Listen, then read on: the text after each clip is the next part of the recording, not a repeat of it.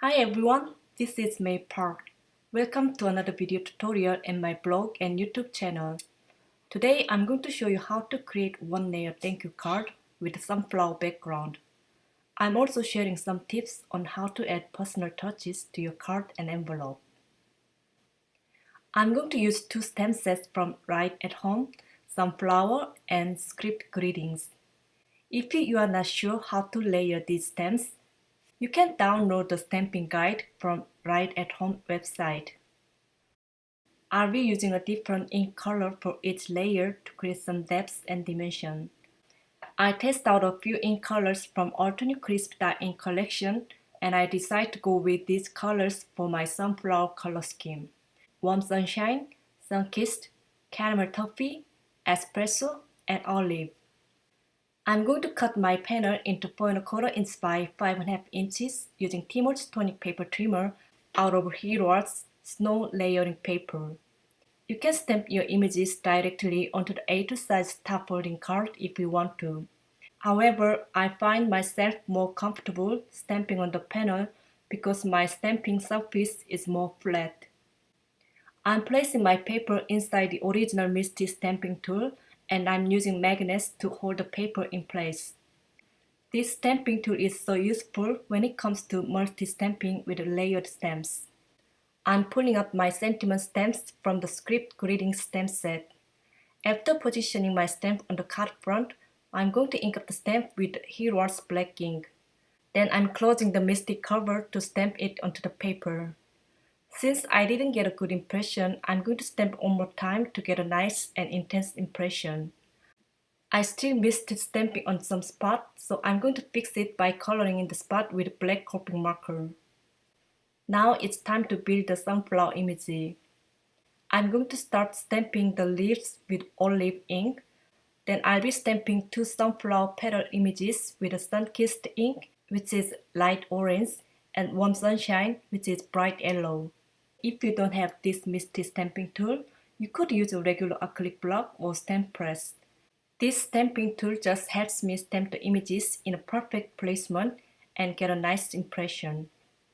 By the way, I'm referring to the stamping guide I already printed out. As you might have noticed, I'm stamping twice for each image to ensure full ink coverage. To finish off my sunflower, I'm going to stamp the center image with Espresso ink.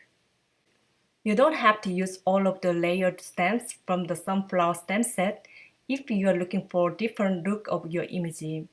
So I ended up not stamping two detailed layers along the center of my sunflower with a caramel toffee, as I don't want my images to look detailed for this particular card design.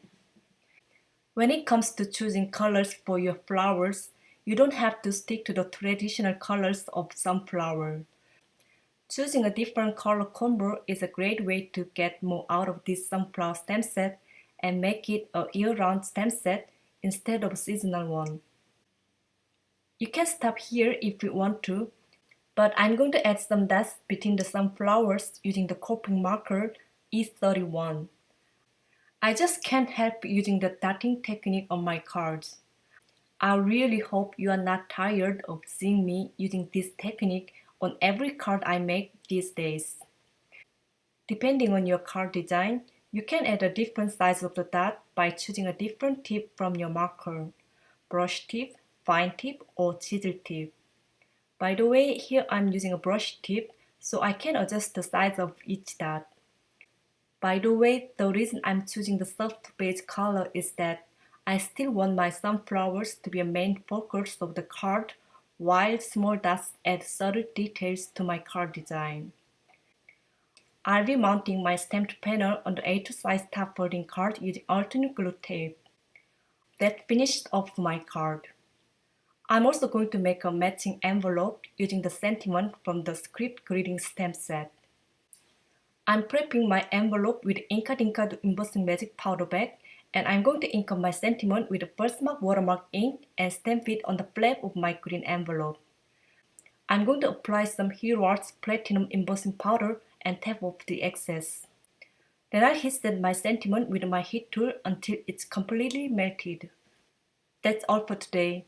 If you like my video, please give it a thumbs up and subscribe to my YouTube channel so you won't miss any new video from me. Thank you so much for watching. I'll see you next time with another video. Bye bye.